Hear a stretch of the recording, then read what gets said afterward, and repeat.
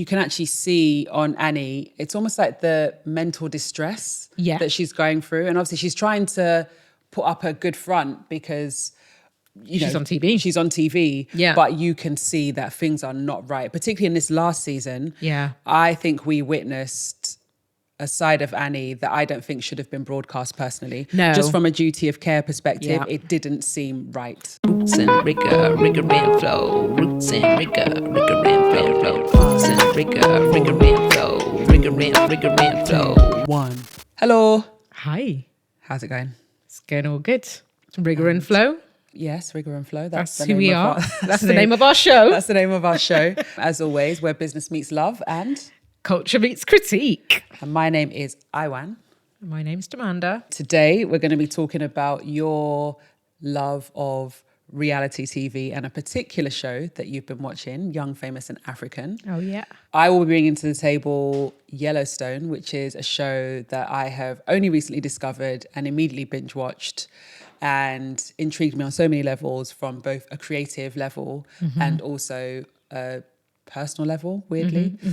And finally, we're going to talk about the advice we received in the from lead up. One of our friends. I think it was a word of caution and warning for us in the lead up to starting this podcast. Yeah. And it links to another show, a brilliant show, We Can Do Hard Things, that has some similarities to our show. And so one of our friends referenced it in the lead up to this show, saying, take a listen to these guys. Yeah. And I'm now a fan of the show. You're a fan. Say. I still haven't listened because I didn't want to be distracted or derailed with this. Yeah. So I'll definitely get to it once we've launched this. So let's get into it. Okay, let's start with Young, Famous and African. So, you know about my guilty pleasure, right? I do. It's your love of reality TV, which you sometimes refer to as trash TV. Oh, yeah. I mean, literally give me any and all of the trash. I am there. Especially like shows to do with romance and love, like Love is Blind, although the recent season has been horrific. But yeah, Love is Blind, The Ultimatum, Married at First Sight. Listen, I know a lot of these shows are like super problematic. Like there's a lot of social critiquing you can do. But I turned that part of my brain off when I watched them. Like I just love them all. Yeah. I tend to find that you tend to go into the world of reality TV when you're in the middle of really dense work, like your PhD, or if you're in the middle of a funding application. Why is that? We've kind of touched on it, but explain to the people them so that they can understand. I mean, why Dr. Tamanda Walker immerses herself in. That sounds like a judgment. It's not. It's exactly because I'm a doctor that I I'm into this stuff. I was trying to think. I was going to try and tell you that my love of reality TV started only when I started doing my PhD, but that would be a lie. But I definitely wasn't one of those people. Like I remember when Big Brother first came out and everyone was super into that. The only reality TV type thing I liked were like contestants like Pop Idol and X Factor. I definitely do know I wasn't like massively into it until I started like studying really intense subjects like racism and things like that. And it's because for me, it's just a chance to switch off my brain. It's complete light relief. It's, I don't know, it's a form of escapism for me, right? But also you kind of get to still people watch, which is something I really, really love doing. Yeah, because you're a sociologist. It's true. I guess maybe it is closer to what I do for a living than I thought. But yeah, I'm super into it. And in fact, I remember my final couple of months of writing up my PhD thesis, I literally worked in militant 1 hour chunks where I would do 50 minutes of work, 10 minutes of trash. And the trashier, the less brain intensive, the better. Ooh, okay. Well, let's tell me the things. I know for me personally, I tend to watch over your shoulder. Oh, don't lie. You get super into it. You have definitely got into all of the love shows since I started. In fact, you've been coming up with your own formats, being like, maybe we could make a TV show like this. Maybe we could do a franchise. Yeah. You know, so I think you are not being totally honest. Okay. You introduced me to the genre. Okay. And I stayed. And yes, thank you. And what's been your fave show of the ones we've watched? I would say I really enjoyed Married at First Sight. Oh. UK. The UK one. Yeah, no, UK you didn't like the specifically. Australian one. No, I didn't. It just did weird, triggery things to me. I can't fully explain it, but certainly Maths UK. What did you like about that one? I felt like with the 3, what are they called, coaches? Oh, Therapists? the experts. So you had Paul Brunson. Yes. You have Charlene White. No, not Charlene White. Not Charlene White. Paul Brunson. She's doing the news. She is. Yeah, Paul Brunson, Charlene. She's a sex and intimacy coach. I really like her. Yeah. And then is it Michelle, the Australian woman? Yeah, I almost called her Michelle Pfeiffer, but she's not. Michelle Pfeiffer is definitely not in that The show. only name we've got right so far is Paul C. Brunson. So having the 3 experts there and then having the couples come to the couch each week, I think gives you a kind of deeper insight. And I feel like the show, there's something about the format where it feels like you go a bit deeper with the couples. It's because obviously they get married straight away and straight away they're discovering each other. Yeah. And they're discovering their families and they're living together and they're navigating difficult things. And, you know, those lunches, those dinners that they have that are just utterly chaotic. The dinners are my favourite bit because you watch the psychologists, the 3 experts. Watching them. Yeah, it's like people watching the people watching. Yeah, and it's just like Gogglebox. Yeah, I love it. Yeah. So many layers. Yeah, so I'd say that's one of the ones that I would say I enjoy. Okay. But today we're talking about one of your faves, our faves, because I really enjoy watching this. Yeah, I have to say, Young, Famous and African, for me, is like many of these kind of reality shows. I think I find myself drawn towards ones that are on the continent. So like we haven't necessarily always had tons of reality shows, not at the level that they've been done in other parts of the world. Yeah, because the production values are ridiculously high. Ridiculous. So like that, Dubai Bling, all of those, I love them. On a level, yeah. Yeah.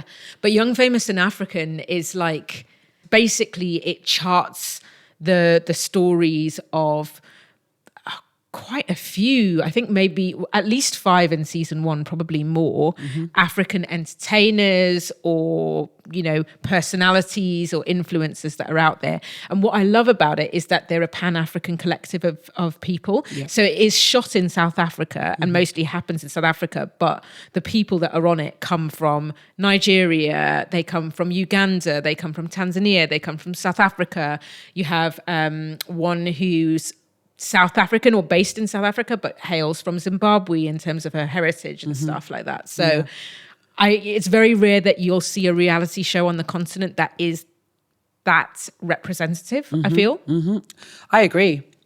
You really don't see Pan-African stuff. Yeah, you really don't. Especially on not such a big platform like Netflix. Yeah. So it's really refreshing. Yeah. And it's so interesting because you really get to see the differences between the different parts of Africa. Yeah, and the different cultures. Like it's been quite an interesting facilitator of like discussions between us, like particularly when there have been conflicts that happen on the show between different people. Yeah. Like one of the things that we saw was that when the Southern Africans interacted with the West Africans, like the Nigerians, your people specifically in the show, conflict styles were so different. And for me, that show, like it was like a mirror for what happens in our relationship. Absolutely. I mean, so for context, obviously you're from Botswana in Southern Africa. Yeah. And I'm from Nigeria in West Africa.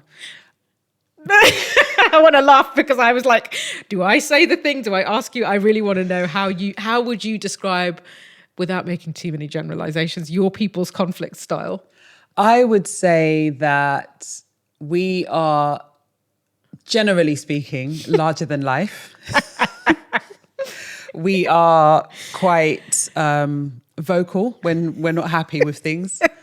And when you're happy with things. And when we're happy with things. Those vocalizations can be quite high in terms of decibels, so quite loud. And we're not afraid to say how we feel about things. And with the Southern African, I'm going to leave that to you because I am not trying to get You're not trying to get in trouble. I feel like we don't want to generalize, because even within the Nigerian context, like that loud stereotype doesn't apply to everyone. No, I mean, I'm quite introverted. I don't consider myself. You don't consider yourself that loud? You just occasionally shout around our house. Generally not when you're angry, though. Generally just because you want to express something, you just start shouting. Fair. Yes, that's true. But anyway, we get the point. Like, Southern African culture, to me, I feel like we're also expressive and we can be like quite exuberant and whatever. But I don't know. I can speak for my experience of Tswana culture. It's like we're quite, I guess we'd call it dialogic people. We will have a conversation. If things are going wrong between people and people are in conflict, often everyone gathers round and they sit and they deliberate and they talk and people have a say and it goes back and forth. And I feel like the tone is relatively calm, even if there's quite an intense situation going on. And there's a lot of conversation. And I do feel like when we were watching that show, we saw examples of these conflicts happening where there'd be like a South African character. I feel like it was DJ Naked, who is one of the characters in season 1 and is a kind of, he's a personality in South Africa. He got into some argument. I think it was on a train when they were off on a weekend trip or something together.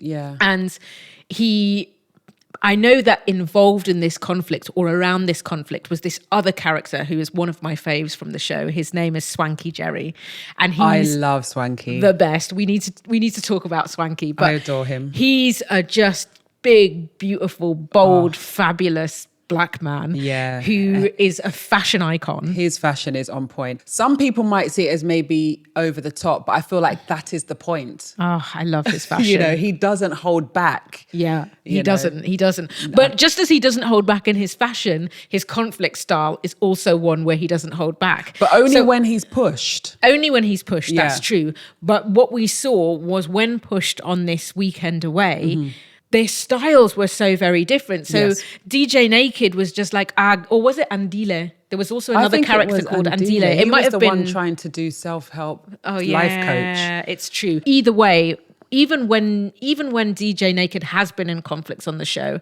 both of them have been quite calm. They say it. They may express displeasure, but it's generally not a loud displeasure. It's a word said at the same tone and volume as most other things that happen in a conversation. That's true. Whereas Swanky's a calm guy, but if he's pushed, he'll unload the fire. He will unload the fire. And the fire will be a bonfire. Exactly. Yeah. And so I remember us watching that scene and then having a conversation about how it translated into our relationship. Do you remember that? Yes. What were your takeaways? Well, for me, it was really good to see, I think, because it did help me understand some of the differences between us. Because as a general rule, in our relationship, I just say what it is that I want to say that needs to be said, that I feel needs to be said. Yeah. If something's bothering me, I just say the thing that's bothering me. And it can be quite direct. Yeah. But then on the other hand, with you, it's almost like I would feel like I wasn't sure what you were necessarily feeling, or it would be more, I don't know how to explain it. Yeah, I don't experience myself as direct, but I do think there's times where, because I say everything on one level, you might not notice the thing I've said. Okay. So you'd be like, why didn't you tell me you thought this? Or why didn't you warn me about this thing? And I'm like, no, I did. I just told you in the calm voice, like I say, do you want a cup of coffee? Yeah. And so because there was no fire or some emphasis and punctuation and exclamation mark or something,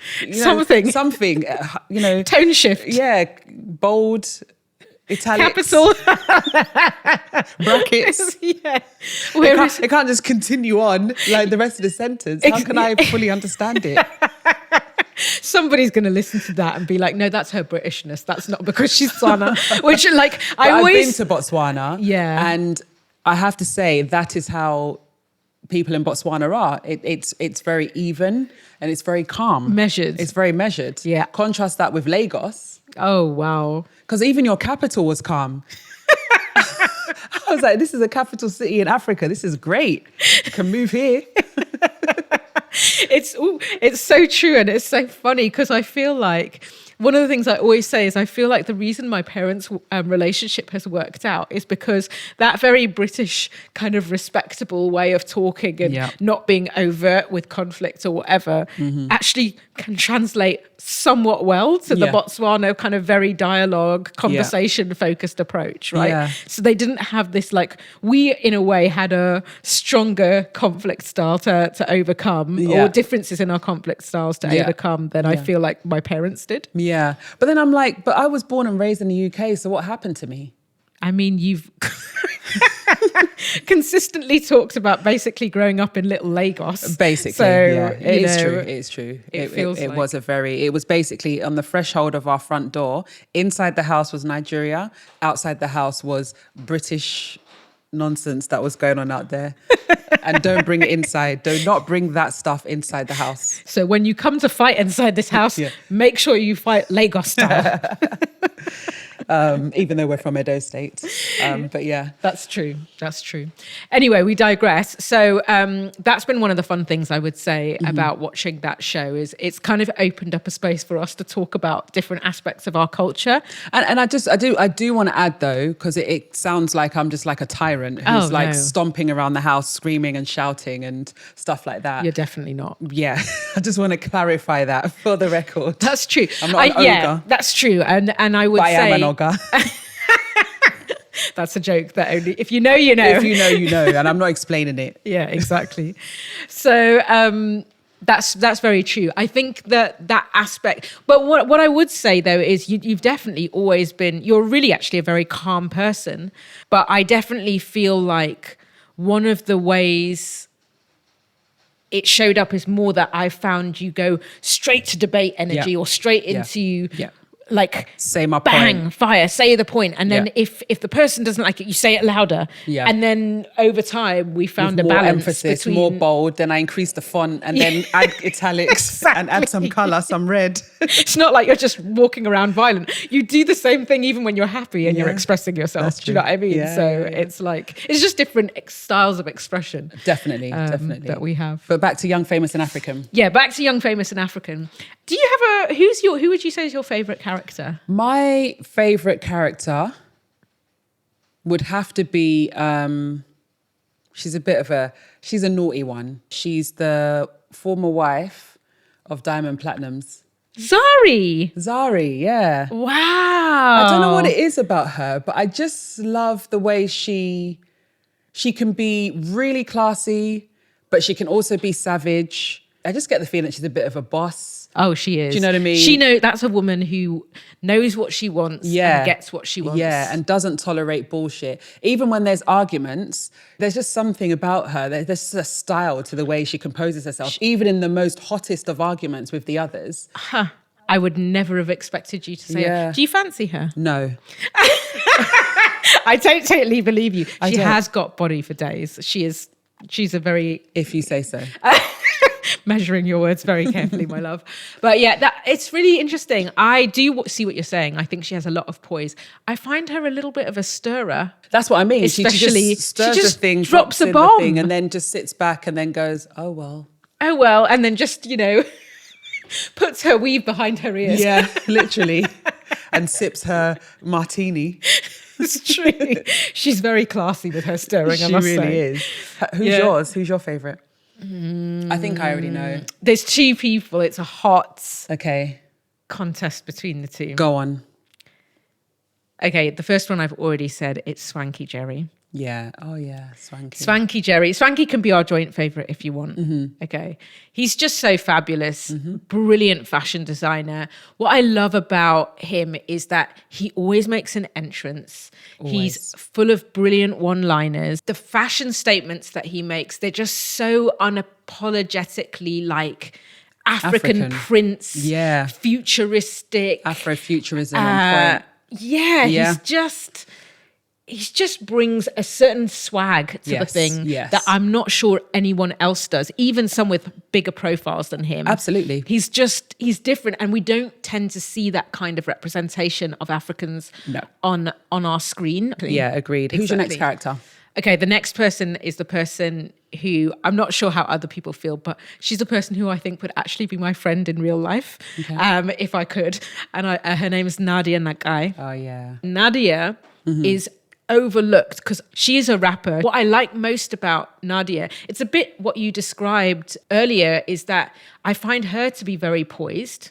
Yes, I don't know. agreed. I find her to be, she sees the drama, she mostly sidesteps it, but if you bring her fire, she's going to tell you about yourself. That's true. And in the latest season, there was one actually very well-known character called Annie, who is married to the international sensation Two Baba or Two Face, and that relationship. He is a mess of a man who has fathered. They are a mess of a couple. That really a mess. Yeah, he's fathered 6 children outside of their marriage, and just openly behaves in denigrating patriarchal ways towards her, and then switches to love bombing her as well in the thing. And it's really, really awful. But anyway. And I feel like you can actually see on Annie, it's almost like the mental distress that she's going through. And obviously she's trying to put up a good front because she's on TV. She's on TV. Yeah. But you can see that things are not right, particularly in this last season. Yeah. I think we witnessed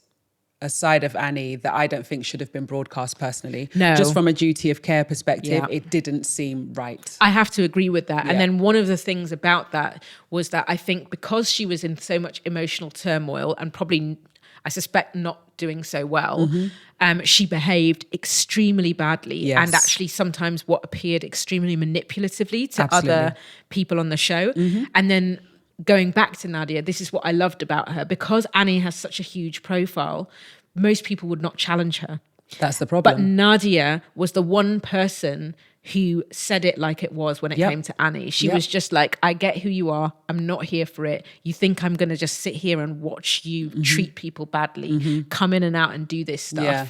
And I don't know, that's what I love about Nadia, just going back to her for a minute. Yeah. She's just full of integrity and just seems fun. She doesn't go looking for the drama, but if you bring it or if you try her, it'll come. You're gonna know what she's about. You know? Yeah, and I think going back to the Annie-Nadia dynamic, one of the things that I saw play out there, which is quite specific to at least certainly Nigerian culture as I know it, is the hierarchical thing.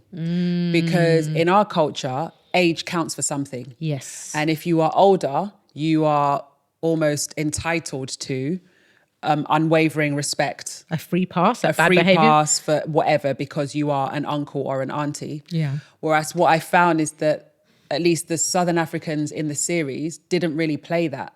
Especially Nadia didn't play that. Yeah. And I think it was a bit of a shock to Annie because you can hear her a few times saying this small girl, which is what we would say, this small girl is to just, shame someone into, she doesn't know what she's doing, or, at my age, at my big age, I am whatever. Do you know what I mean? Yeah, almost trying to assert that hierarchy, but it's not working because none of them really gave a shit.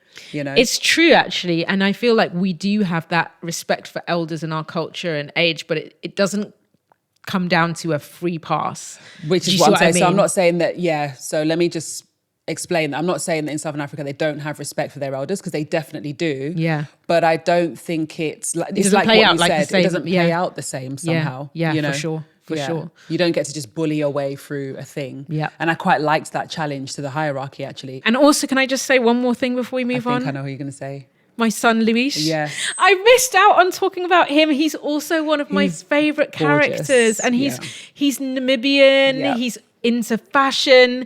And you know what it is about him? Namibia. He is. Yes, and we love him. We love him, and I feel like he could be our son. And partly it's because every time he talks, he reminds me of you. Okay. He's also come out of this very religious family who he's now estranged from because they don't believe in him doing this celebrity type stuff and think it's sinful. Do you know what happened? He did something on Big Brother.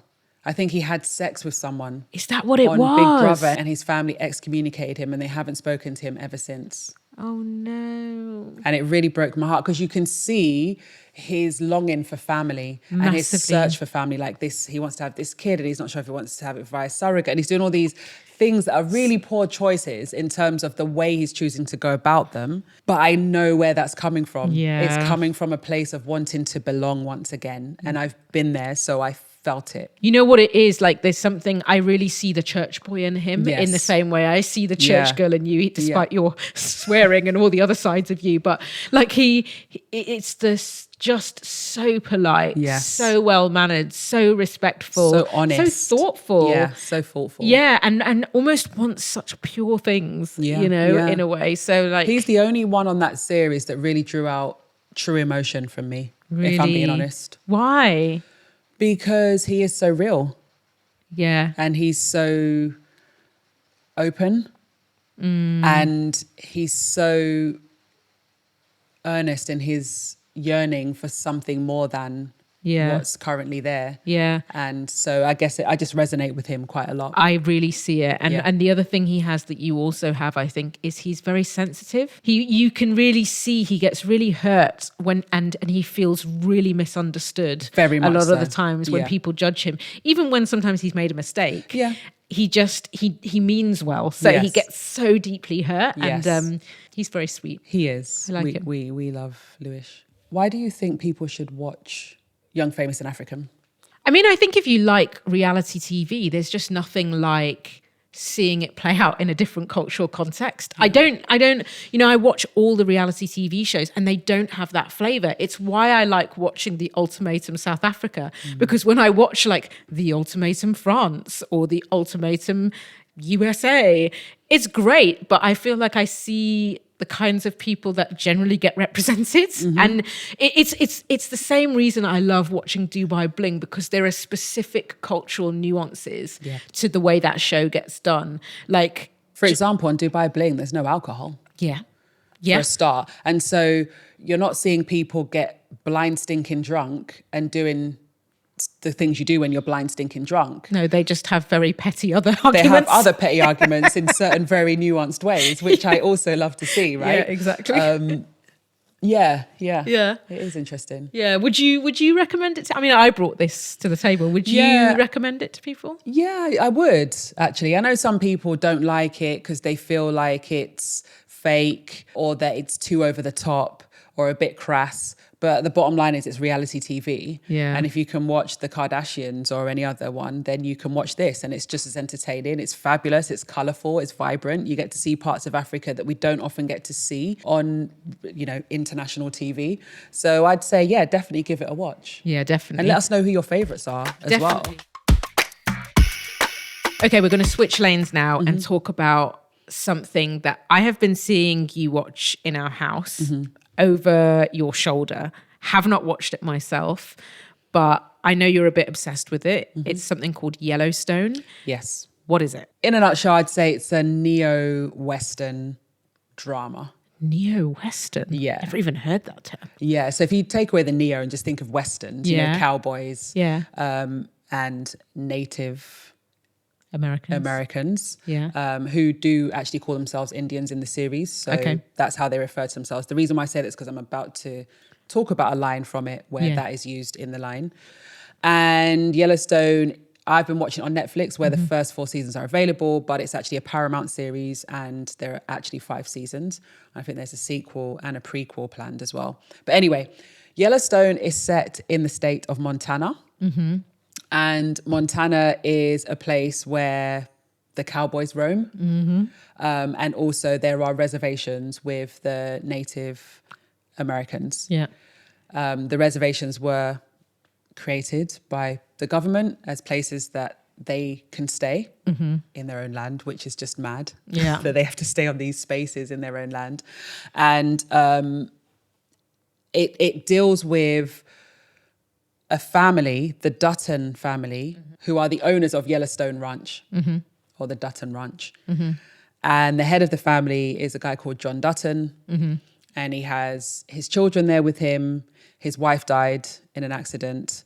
And this ranch is like tens of thousands of acres. It's huge. And are they Native Americans, these Duttons? No, or they're they white. are whites, American settlers? Yes, exactly. Okay. Going back several generations. Okay. So this ranch has been in their family for about, I think, 3 or 4 generations. And obviously we know that going back that far, that would have been on stolen land from Native Americans who it's their land, their indigenous land. And what we're seeing across this series is that land is now wanted by... They want to reclaim it? No, it's wanted by the capitalists. Oh. Because they want to acquire the land to build a city. Okay. So a ski resort, airports, all of that stuff, essentially. They don't see the purpose of this old way of living. Okay. Where, you know, you've actually got... I mean, when you see some of the shots of these guys doing their cowboying, it's actually incredible. The level of skill of both the horses and the riders... it's brilliant. And the one thing I will say about Yellowstone is it is absolutely beautifully shot. Really? Some of the scenes are like from a postcard or a painting. Yeah. So cinematography on point. I have to say, even watching it over your shoulder, I've noticed that if I've come into the room and you're watching it, I'm like, wow. Yeah. You know. It's incredible. Yeah. John Dutton is trying to keep his ranch, essentially, and hang on to it and pass it on to his children. His children are a mess. Okay. I think that's just the only way to say it. They're very skilled, obviously, but each of them has their own issues. And I won't go into that because I don't want to give any spoilers. But essentially, he's watching his ranch slip away, and they're trying over the course of several seasons to ensure that these capitalists don't get this land from them. And then, of course, you've got the Native Americans. There's like sort of subplots where the Native Americans are trying to find ways to... through Thomas Rainwater, who is the leader of the Native Americans, he's like their governor, the equivalent of a governor of them, trying to make sure that they are able to get land as well, more land. And through the deal, are they working with anyone to get that land? Well, yeah, so they start working with this other capitalist guy to get the land from... John Dutton. It's a whole thing. It's like subterfuge, it's espionage, it's power plays. Yeah. It's utter chaos. Yeah. And it's not a straightforward thing, which is why I'm sort of struggling to give you the direct thing, because it isn't a direct series in that way. There's so many layers and so many nuances and so many players as well. But there's a moment in the series. So John Dutton's son is actually married to Monica, who's actually a Native American. And they have a son together. So that's John Dutton's grandson. And there's a moment in the series, because obviously John Dutton is going through all this stuff. They're having, like, people are getting killed. They're having to blow up rivers and redirect rivers so they don't have water supplies to the bit where they want to build the city or whatever it is. And he's at his wit's end. He has a conversation with Monica and he's like, you know, I can't believe this is happening. I'm having to go through all this stuff and I'm about to lose my land. Yeah. And then she turns around to him and she says, this is exactly what we were dealing with when your ancestors came. And so it's just that you are the Indian now. Wow, then that's his daughter-in-law. Yes. She doesn't hold back. She's hardcore. Really? She's brilliant. So do you see, I feel like as a mixed race person, that's the kind of thing I want to watch, because that's the kind of stuff, it feels very familiar to me. Yeah. That's wild. And she just looks at him and says, you are the Indian now. And there's nothing he can say to that because it's very true. Because the same thing his ancestors did to her land is exactly what these capitalists are doing to his land. Yeah. And so it's basically, for me, a series that really speaks about, capitalism. And colonialism. The erosion of ways of life, of culture, of language. Of rights, land rights. Of land rights. Like, who owns what, actually, is really the central question for me of the series. You know, it's like, and how do you go about verifying that? How do you make claims for those rights, and whose claims are more legitimate? At what point in history do those start? And all of that kind of thing. Wow, that's super layered. I actually now want to watch it. What do you think has drawn you or got you so hooked on this show, do you think? I decided to just give it a try. Like that was literally it. I'd seen it advertised on Netflix and just went, let me give it a try. I've heard people talk about it. I'll give it a shot. It's a slow burn at first. It takes some getting into, to be perfectly honest. Yeah, it took some getting into. And I wanted to stop, but it has this way of hooking you in towards the end of each episode. So I was like, okay, I'm going to keep going. And I'm glad that I did. Like one more episode. One more episode, yeah. Okay. What I loved was the workings of the wranglers who work on John Dutton's ranch. There's like they have like these day workers who sometimes come through, and then there's the ones who actually stay there and have been there for years at a time. And you really get to see this sort of almost like a mini family within a family of all of these wranglers or cowboys who work on the ranch. And I think one of the things that intrigued me was you're seeing black cowboys. Oh, yeah. Even watching over your shoulder, I kept looking at I was like, oh, there's black cowboys? Yeah. Okay. So, yeah, who are they? That's the thing. We don't know who they are. But and I know that there will be a history there, because for you to be a black cowboy on a ranch in America, I know that there will be some history there, but they're sort of historyless. And I want to know. So how many seasons deep are you right now? I've finished the 4th season. And the stories of these black cowboys haven't been delved into? None whatsoever. We had one black cowboy who came through for a little bit. And then there's a recurring character called Colby, who's been there the entire 4 seasons and don't know. I know more about all of the other cowboys than him. So I did wonder what was going on there. Why is that?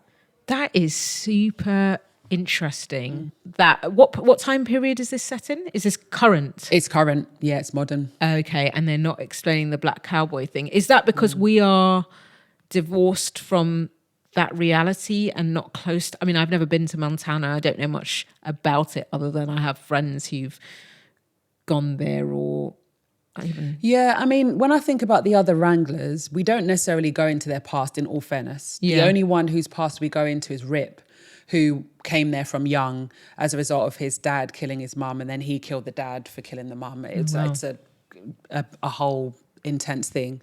So we don't necessarily go into the history of all of them, but I feel like we know more about them than we do about Colby. Yeah. He starts a relationship with one of the Wrangler girls later on, and by season 4, I think, but we don't know much about him. Yeah, I mean, it's still very interesting, even in the modern era, to not delve into that dynamic. And it's making me think, because I remember, I can't remember what it was, but not so long ago, I think partly when you were thinking about some of your own script writing, I don't know if you came back from a workshop or you had just been working on your own, and you were mapping out all the characters in a series you were watching at the time. Fargo. Was it Fargo? Yeah. Okay, I couldn't remember what it was. And I remember you, after you had finished writing your map, you sat down and you explained to me, look, I've just done a family tree for all the characters in this series, and in season whatever it was, which happened to coincide with the Black Lives Matter movement gaining ground after the murder of George Floyd, there was suddenly a series of black characters that were shunted in, and you're like, but they basically have no history. There's no one. If you looked at the family tree, it was like where that black story came in, there was nothing around it, no depth, no story, yet every other character had these intricate plot things. And I remember having a conversation about, were they just shoehorned in for diversity? Why were they even in there? Yeah. Like, and is and it for me, it was the weakest of the seasons. It was season 4, and it's the one with Chris Rock as the head of the black gangster family. Yeah. And I wasn't impressed by it at all. To be fair, I wasn't impressed by the head of the Italian mafia. What's his name? Giusto. Okay. I just found it a really strange series. I watched it because Fargo's still brilliant. The shots are brilliant. It's quirky. It's odd. Yeah. It's still great storytelling. It's just that it wasn't convincing, and it did feel like it was maybe shoehorned in. Yeah. I just didn't enjoy it that much. Yeah. And does the cowboy situation in Yellowstone, does it mirror that, or is it just a totally different thing? It almost just feels like, let's just cast a cowboy and he'll be black and that's it. As opposed to, let's think of who he might be beyond his cowboying. Does that make sense? And why is he here? How did he come to be in this place? It's almost like in a world like that cowboy world, I can't imagine you being a black cowboy on an all-white farm and nothing gets said. Yeah. There would be some sort of something, like even if it's like some casual racism or the N-word slips out, or so, I don't know, like I just feel something, even if you were friends, it's not reconciling it, because this is a show, it sounds like, that's about themes of colonialism, power, land criminality, rights, all sorts of things that would overlap between Native American communities, Black communities, relationships with settlers or people descended of settlers. So it is interesting. Yeah, absolutely. Maybe they'll deal with it in the prequel or the sequel. I'm not sure. But that's Yellowstone. Okay. And why should people watch it? Or why should I start watching it? If the things that are happening in the world now are of concern to you, like shifts in power, abuses of power, the rich getting richer, and so on and so forth, if that's of interest to you, then I think a series like this will give you some context and a dramatic understanding of some of the things that we're seeing now and the possible end results of that. Yeah. Possibly. But I think it's brilliant drama. It's well acted. It's beautifully shot. It's great writing. So even without all of the political and the socioeconomic stuff, it's just a great piece of entertainment. Yeah. What's the final thing that you're bringing into the space? Okay, well, for this third section, we're always trying to bring something that, a question from someone who's listened or someone in our community or network, or some stimulus that they've brought to us. So the thing I wanted to bring up was, in the run-up to this podcast, we reached out to a bunch of people in our network, friends, family, people in the industry who we feel like close enough to ask their opinion, to ask them, like, what do you think of this show? What do you think of the name? What advice, words of wisdom, or whatever do you have for us? And one of the things that we got back was a warning. And it came from a very close friend of mine called Kristi, who didn't initially give it on paper, but when I met up with her for lunch the same week we'd asked for feedback, she said, yeah, so you're starting this podcast. The main thing I want to say to you is just don't do that weird coupley shit. And what does she mean by that? Weird coupley shit. What does that mean? Well, I thought it hadn't even occurred to me, honestly, because the style of podcast that I tend to listen to is kind of scripted, or it's true crime. Or if there's a conversational one, it's interviewer and guest. Yes. Right? Yeah. So weirdly, I was just like, coupley shit on podcasts. I kind of didn't even know what that meant, right? And when I started digging and asking her, what she was saying is that she listened to quite a few podcasts hosted by couples, didn't even know that was a thing, and that these podcasts, they would bring their weird couple dynamics to them. So you know how like arguing? Not quite arguing, but you know when you in couples or in families, you kind of develop a culture. Oh yeah, like inside jokes, silly Banter. noises, weird banter. Yeah. Maybe you're a bit more bolshy with each other. Exactly that. Yeah. That's kind of how she described it. She was like, I listened to quite a few of these shows, and often they say things without explaining that they clearly do in their home life that sound catty or rude or bitchy or I guess bordering on abusive, or maybe not, maybe abusive is strong, but bordering on, in a way, they left her uncomfortable. So she would kind of get. It's like you're a peeping Tom or a voyeur. You're seeing things that you shouldn't be seeing. Yeah. Is that, yeah. Exactly. Okay. Or that you have no place to intervene in or way of knowing if it feels right. Yeah. So it's like really uncomfortable and you can't do anything and you shouldn't even be seeing it. Almost like seeing your parents having sex. Oh my God. Yeah, I guess so. That's the feeling. I think that's probably... the feeling. That's the feeling. That's the feeling. Like, this is not the thing I want to be listening to. My podcast I put on to switch off while I'm cooking, and now you guys are doing weird coupley shit. Shit. Are we doing weird coupley shit then?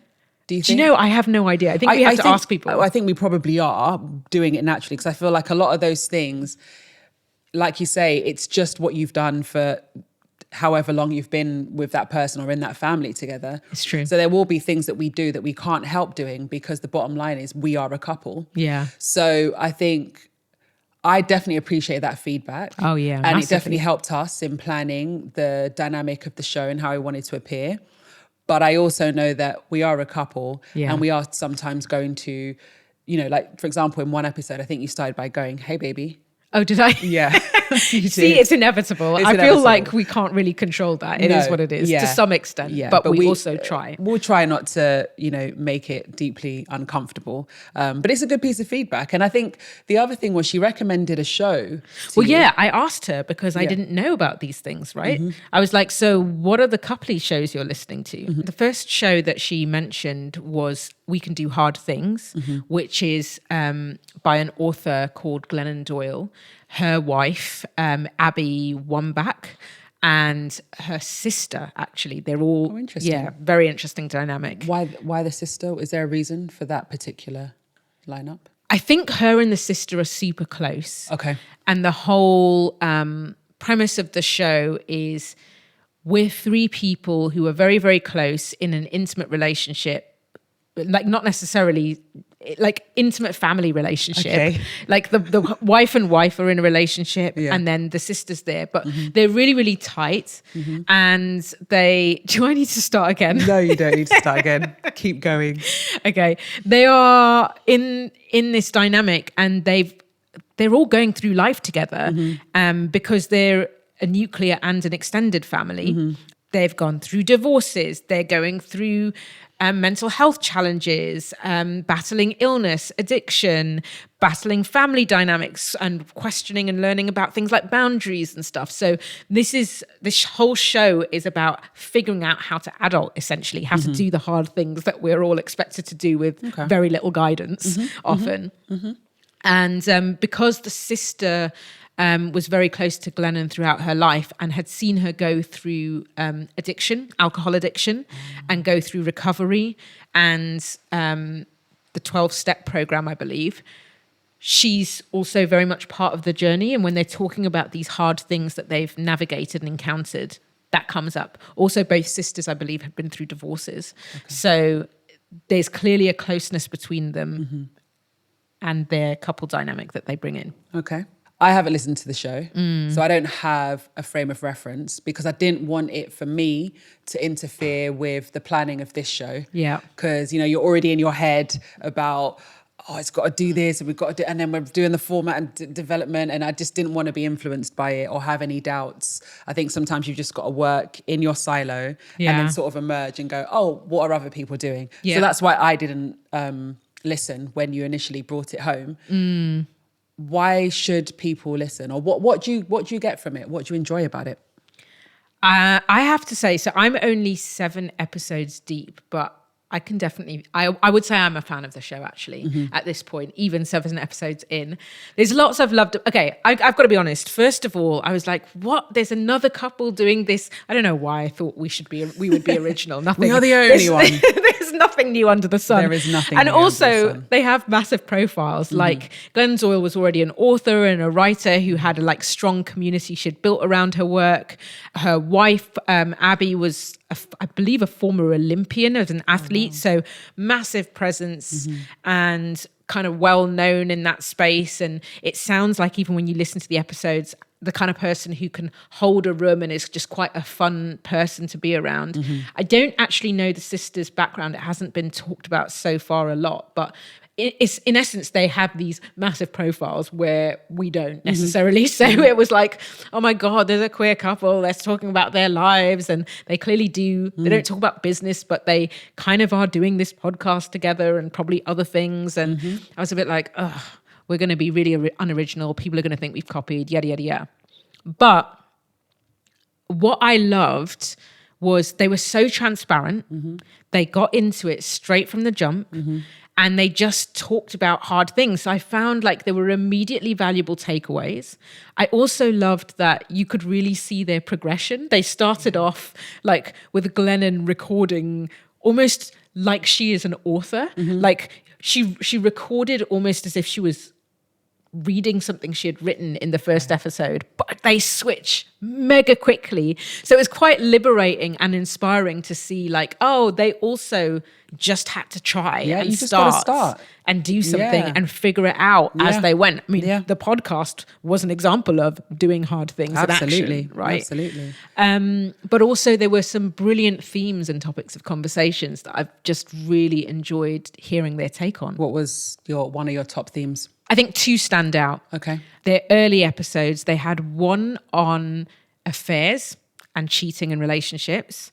And while that's like a topic that is common, it comes up a lot, there was something about the way they described their experiences, especially the two sisters, Glenn and Amanda, very different experiences of cheating and being on different sides of it as well. And it was so real. You saw the impact and the experience for loads of people around a cheating situation. And it was discussed in this really honest way where you could tell the sisters were having elements of that conversation for the very, very first time. And it was raw and it was kind of unfiltered and it felt vulnerable. So I really enjoyed that. And then on a different note, there was another episode that I loved. And I loved it in part because it reminded me of you. Okay. The episode was about fun.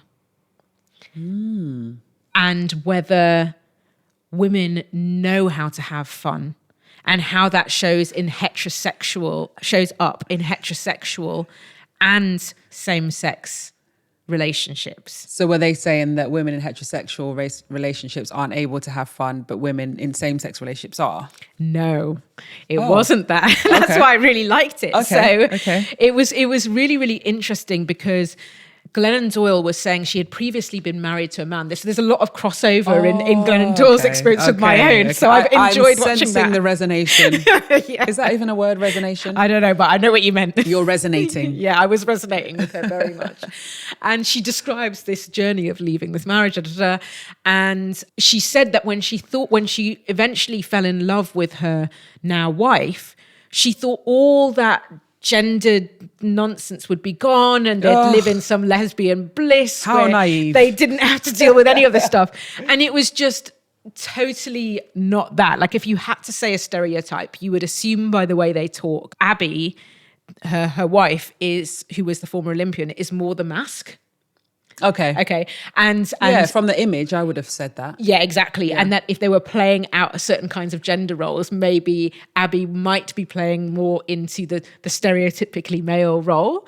And she was saying that actually getting into this relationship with Abby made her realize there was no queer paradise where this goes away. Apparently there isn't, right? Oh. And so why am I here? I don't know. What have we done? But she was saying that one thing she admired about Abby was as an athlete, and just in her temperament, she didn't seem like someone who had fallen prey to this socialization that women receive, where you're never allowed to just have fun. Your job is to always take care of people. You know, Glennon was talking about how when they see Abby, they just can play sport in this way that's totally unrestricted and unbridled and unencumbered by the judgment that happens towards women's bodies. Absolutely. And that this was a thing that they had never really experienced. And it was one of the things that makes her love watching her wife play sport. So she's saying that Abby does have fun or doesn't have fun? Does have fun. She's not encumbered. In an unbridled way. Yeah. So embodying a mask thing? Yes, because they're comparing it to her sister Amanda's relationship, and her husband also has uninhibited fun, not just with sport but with everything. But the two of them don't. Yes. Okay. So the ones playing the position of the feminine, the woman in their relationships, is always thinking about the childcare and what they've got to do for someone else, and so they're talking about these scripts. Yeah. Okay. And I see what you mean. Yeah. Yeah. That was the thing. Like Abby just.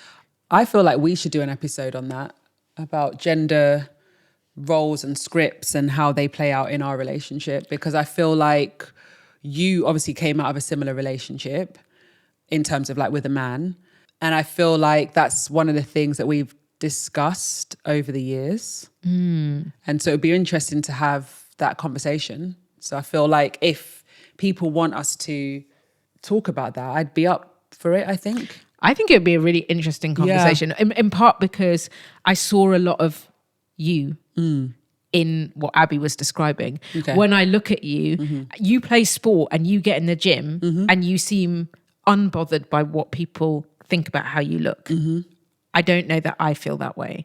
You also... We've discussed that. Yeah. Have this kind of rough and tumble style at home that people don't see. That's very unbridled and almost teen boyish at times. And I just like... Call him a teenage boy. No, but you get my point. I love seeing that in a woman because it's quite rare, actually. Yeah. So yeah, that was the... I love that. So We Can Do Hard Things is a show that I need to listen to once I finish this season, because getting to this point of having the courage to develop the show with you, record the show, and then hopefully by the time the audience is listening, release the show, has been so good, exciting, inspiring, but also challenging and scary. Yeah.